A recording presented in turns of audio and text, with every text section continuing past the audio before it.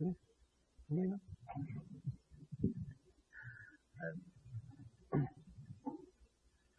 الله الرحمن الرحيم. الحمد لله والصلاة والسلام على سيدنا محمد وأشهد أن لا إله إلا الله وحده لا شريك له وأشهد أن محمدا عبده ورسوله. أما بعد. Let me begin this lecture by trying to tie in one of the points with the previous lecture and some of the reasons behind why went over some of that material in the previous lecture.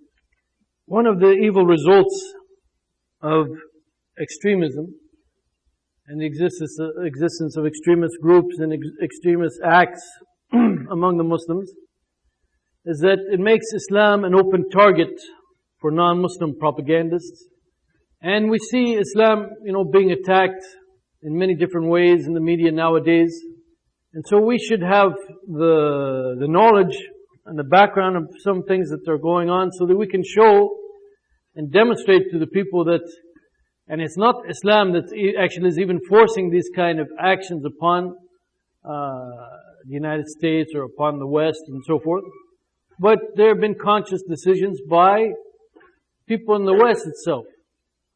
And as I said, all of the references that I used in preparing my lectures on the Gulf War, all of them are written by non-Muslim Western authors. And so, we have to open this door of discussion to let the American people themselves know exactly what is going on and what has gone on, and how those steps that the American government at times has taken has had negative results for the Muslim world and also for the Americans themselves. I believe, inshallah, there are hopefully many people in the United States who, when confronted or when see the actual facts coming from the government itself, inshallah, they will understand the reality, and they may also help and try to assist the Muslims in trying to reduce the war against Islam. But as I was saying, the existence of extremist groups and those who exhort to extremist practices, and it is, as I said, it opens the door for non-Muslim propagandists, and it also opens the door for military or police action against the Muslims by both Muslims and non-Muslims.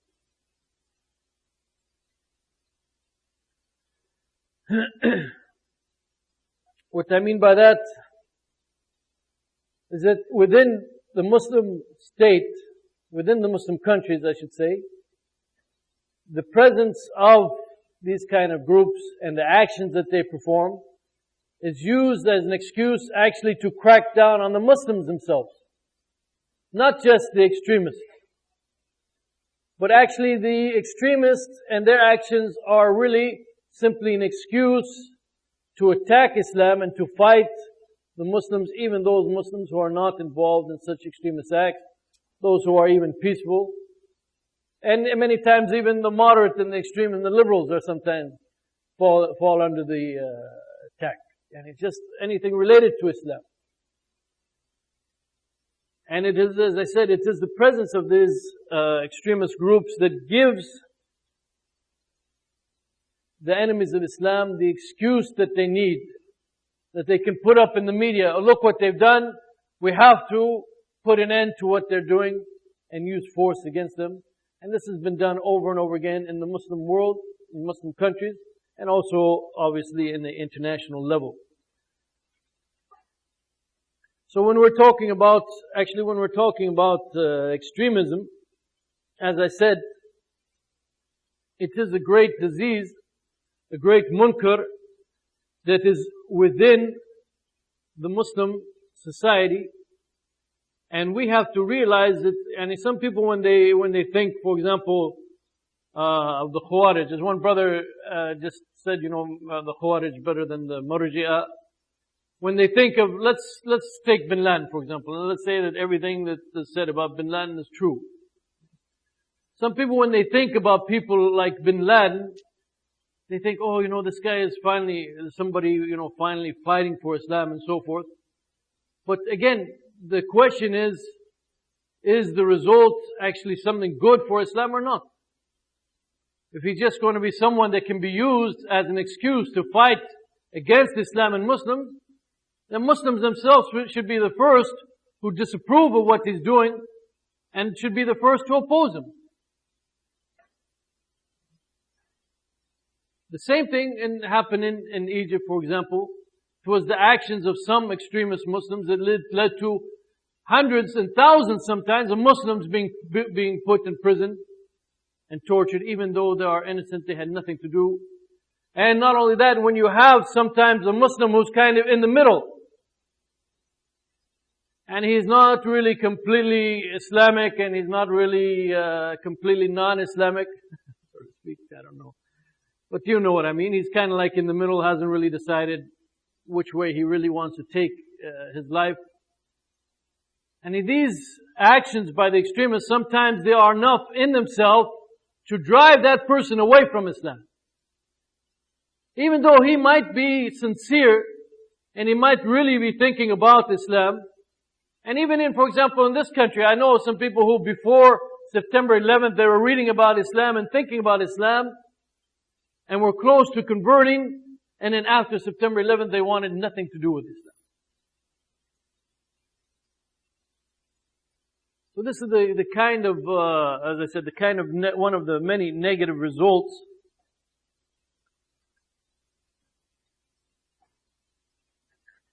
that can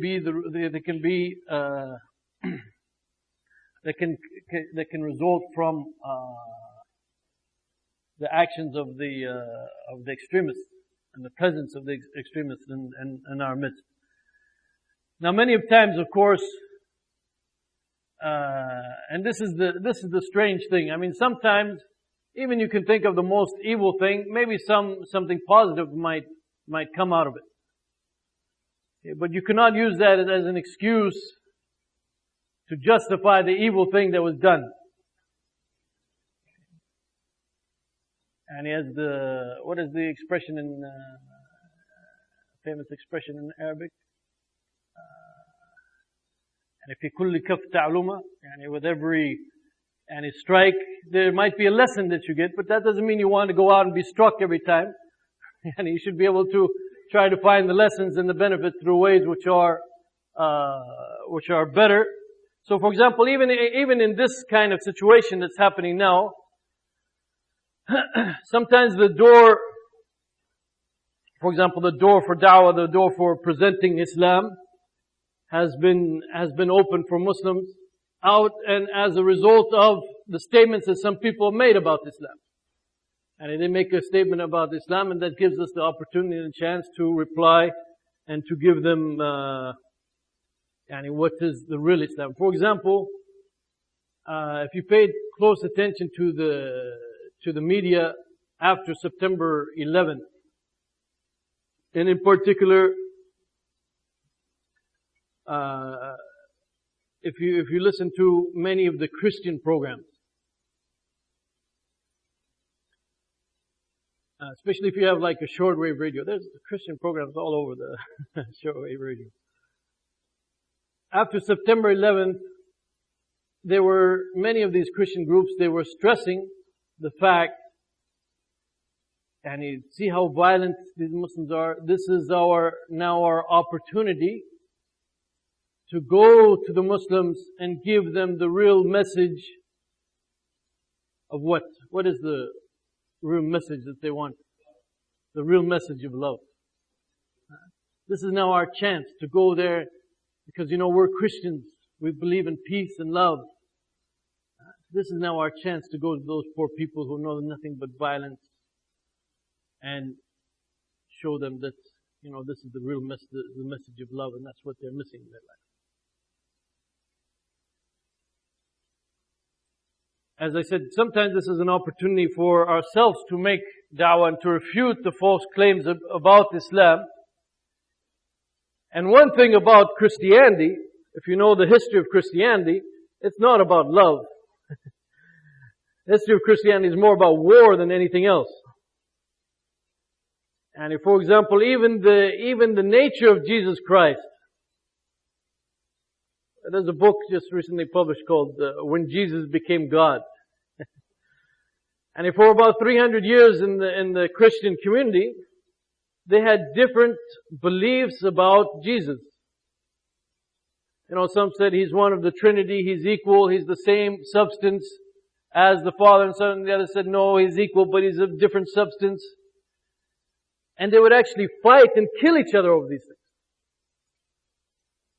Until finally, you know, after the Constantinople and everything, and Constantine and the forcing of one view upon all the others. After the year 325, finally one Christian group became the dominant force and forced their view upon the others. Again, with violence. And then in the history of Christianity, of course, you also have the Crusades. And where is this peace and love that they're talking about? The Crusades, there was at least 17 different crusades. 17 different crusades that went out in a holy war to fight against the pagans. And one thing noticeable about many of those crusades, many of those armies, as they went from Western Europe to Eastern Europe, if they ran into some Christian groups that they didn't particularly like, they would wipe them out also. And then there was also the Inquisition in Spain and so forth. And then you have Christian countries of the 20th century, like the United States. How many wars has the United States gotten into? Just since World War II. How many countries have they invaded and attacked? But one of the main differences on this issue between Islam and Christianity is that when it comes to the use of force, the legitimate use of force, at least in Islam we have very clear guidance that we can claim, they may not agree with us, but we can claim that this guidance comes from Allah subhanahu wa ta'ala. We know from our religion when is it legal to use force, when is it not legal to use force. In other words, what is a just war and what is not a just war. We know that straight from our Qur'an and from the Sunnah of the Prophet Muhammad. The Christians don't have anything of that nature. Isa alayhi salam never was the leader of a community that had to go to war and distinguish between what is war and what isn't war. And so therefore, in fact, some of his teachings, you know, if you listen to them, they certainly never applied by the Christians, you know, turn the other cheek and all that kind of stuff. So the Christians over the years developed the concept of the just war. The Christians as human beings got together. They didn't have much guidance. Certainly not the Old Testament, if you know about wars and battles in the Old Testament. And they got together and they developed the concept of the just war. And now in the modern age, they have the audacity to talk about jihad and to write about jihad and to say, do the Muslims have anything similar to the concept of a just war? And it's as us from Allah subhanahu wa ta'ala, we know what is a just war and what isn't a just war. They, on the other hand, they have no guidance. So they have to come up with different theories, and every 10 years, every 20 years, as they continue to write about what is a just war, they differ and they change their idea about what is the basis of a just war, when is a war just enough. So even these kind of attacks upon Islam, as I said, and we can use it against them. And that they are not claiming, they are not what they're claiming, that they're all about peace and love. And if they try to spread that message to the Muslims, we should be ready and know that what they're saying is not true whatsoever. Because many Muslims, I shouldn't say many Muslims, but I know of some Muslims who have actually been affected, and some who have even left Islam for Christianity based on those false kind of claims. You know, they have people here like Billy Graham since World War II, since the time actually of Harry Truman, since World War II, every president, whenever they go to war, they try to get Billy Graham's blessing. It doesn't matter what kind of, the war for oil, Billy Graham's blessing. Fortunately for them, Billy Graham has never met a war that he doesn't like, apparently. This Christian believer in peace and love and so forth.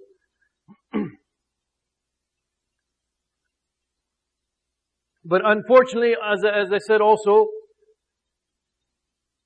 of course the ramifications can be much greater than that, and that is, of course, obviously the loss of many Muslim lives.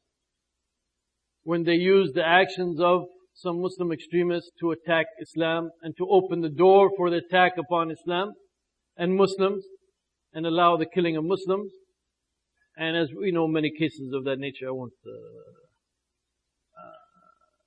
speak too much about it. So as I said, it opens the door for attacks upon Islam, and it also distorts the true picture of Islam. And when it distorts the true picture of Islam, as I said,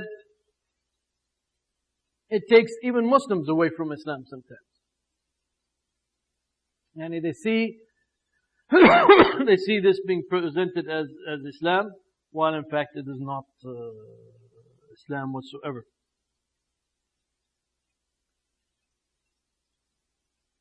However, one of the major things, and probably those people who are working against Islam, and we know, and maybe conspiracy theories are sometimes blown up, but we know from the statements that there are people who don't like Islam, and they're working against Islam. And one of the major things by which they use through the actions of the terrorists and, the actions of the extremists, is that by that they try to make people stray. If you remember the three groups, as I said before, the liberals and the fundamentalists and the extremists, they try to use the action of the extremists to make people afraid of even being among that middle group that are following the Ahl Sunnah wal Jama'ah, and what you could call what you could call the fundamentalists, so to speak. And through propaganda and so forth, they make Muslims to be afraid of even being associated with Islam. Even if it is even if it is the true form of Islam. And as I said in the first lecture, one way that they do that is they use fundamentalists and extremists interchangeably. In one sense, they'll be talking about the Muslim extremists, and then all of a sudden they're just talking about Muslim fundamentalists as if they're all one and the same people. And even within the Muslim community, there are certain actions that are part of the Sharia, part of the Sunnah, and people are afraid to do them because they don't want to be seen as an extremist. One case that I know of one issue that I know of has come up a lot is the issue, for example, of women covering their faces. And I've heard, for example, some sisters complaining in particular about their parents, that their parents will not allow them to cover their face because they say that covering the face, this is what the extremists do. So don't do that. Well, what's next?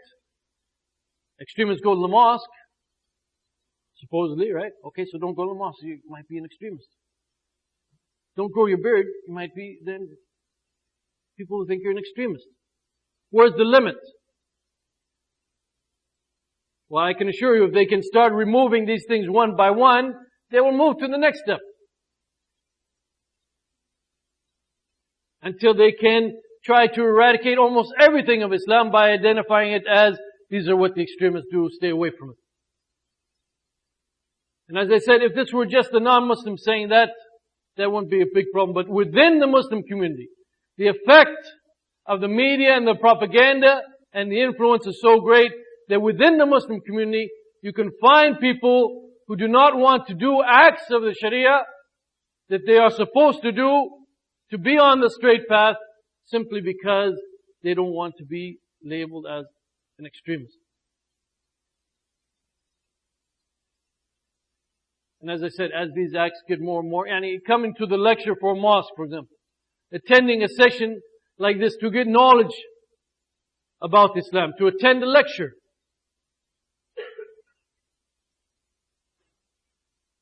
And to attend a lecture, for example, this is a sign that you're interested in Islam. This might be a sign that you might be, there's a question mark now over you. Yeah. You might be an extremist. Otherwise, why would you go to a lecture? I know there's a jump in the logic, but that's, that's what you call effective advertising. So more and more, as more and more acts, or more and more as they describe the extremists. I told you about that one book called Hada Huwa Islamuhum, and this is their Islam, where in the picture they have the person wearing the short thobe and the beard. It's the same kind of thing. And he's trying to identify even the actions of the Sunnah, the actions of the Prophet Muhammad ﷺ, as being some kind of extreme. And why people are listening to that, why is it affecting them? Because there are extremists who have done certain acts. And yes, we don't approve of their acts. Nobody approves of their acts. I don't want to be called an extremist. Nobody wants to be called an extremist. But you have to realize that, just because they did certain acts which are extreme doesn't mean now you leave everything about Islam. But that is happening, unfortunately, to some people.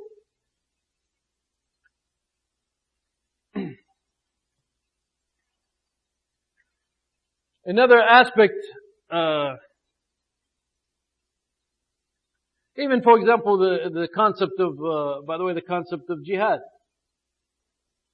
And in the concept of jihad, you can see Muslims are kind of trying to distance themselves more and more from the concept of jihad.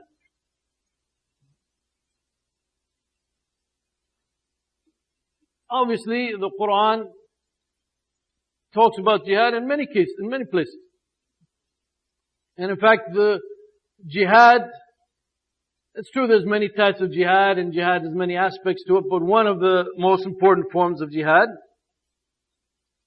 is the legitimate use of force to make the law of Allah subhanahu wa ta'ala supreme.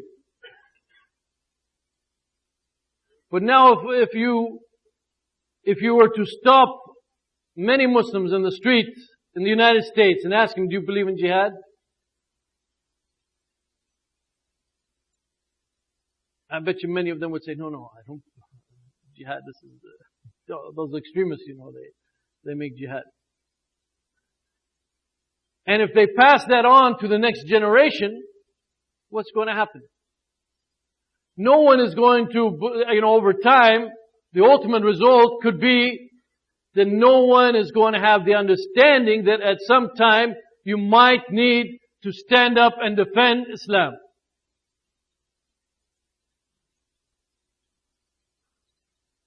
If we don't speak about this and make people understand what is really jihad, what's the difference between jihad and what the extremists are doing, and what the terrorists are doing, and we don't understand it clearly, then this is what could happen over time.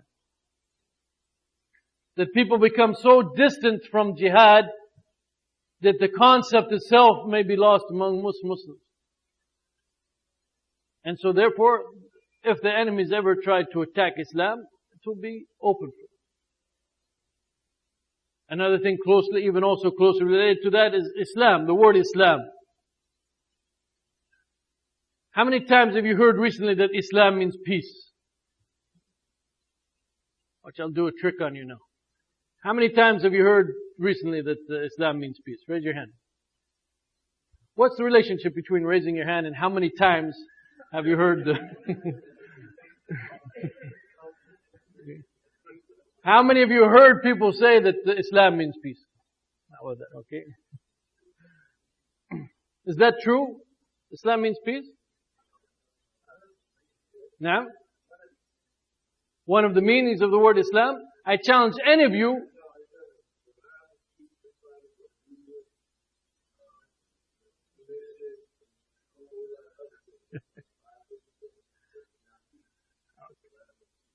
Yeah, I challenge any of you to go to any classical Arabic dictionary, and apparently this brother's already done the work for you,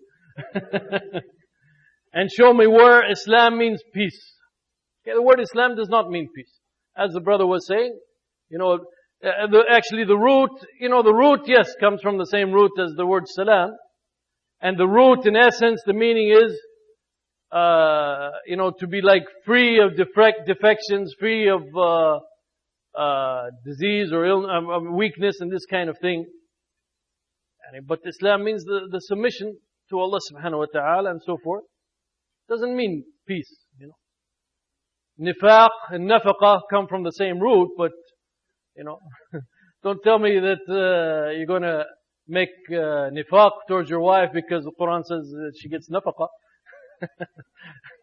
It's a big difference between the two. But when you keep spreading this, that Islam means peace, again, you are taking away, because Islam also means justice. Huh? If someone's going to say Islam means peace, I'm going to say Islam means justice. Of course, Islam doesn't mean justice, right? Just wanted to see if you were paying attention. Apparently nobody was paying attention. Islam also stands for justice. Right? Adl is one of the key concepts in the Qur'an. And sometimes in order to get justice, in order to get adl, you have to resort to force. I can imagine our children, the next generation, or our grandchildren here in the United States, when they hear about Muslims making jihad or fighting someplace, asking their fathers or their grandfathers, Islam means peace. How come these people are fighting over there? Islam means peace. We're like the Christians. We believe in peace. Also, like all innovations, all groups of innovations, and basically, as we said before, extremism is a form of innovation, type of innovation.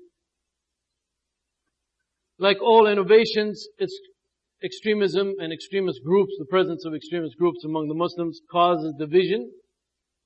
And with division also oftentimes, obviously, you get hatred and rancor among the Muslims.